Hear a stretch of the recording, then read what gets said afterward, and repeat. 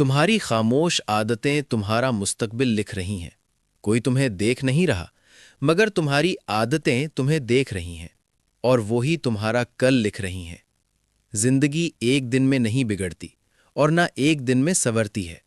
زندگی ان لمحوں سے بنتی ہے جو تم اکیلے میں گزارتے ہو، وہ لمحے جب تمہیں کوئی دیکھ نہیں رہا ہوتا۔ رات کو دیر تک موبائل پر جاگنا، صبح فجر چھوڑ کر سوتے رہنا، پڑھائی کو کل پر ٹال دینا اور یہ سوچنا کہ ابھی تو وقت ہے، لیکن سچ یہ ہے کہ وقت خاموشی سے گزر رہا ہوتا ہے۔ ایک دن اچانک تم پیچھے مڑ کر دیکھتے ہو اور دل سے ایک آہ نکلتی ہے، کاش میں نے وقت ضائع نہ کیا ہوتا، کاش میں نے اپنی جوانی کو سنبھال لیا ہوتا، کاش میں نے اپنی عادتیں بدل لی ہوتیں۔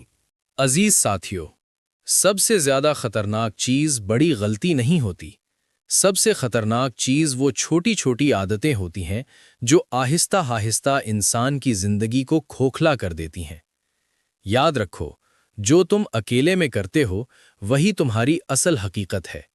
اگر تم اکیلے میں اللہ کو یاد کرتے ہو، اپنے وقت کی قدر کرتے ہو، اپنی فکر کی حفاظت کرتے ہو، اپنی نگاہ کی حفاظت کرتے ہو، تو دنیا کی کوئی طاقت تمہیں نیچے نہیں گرا سکتی۔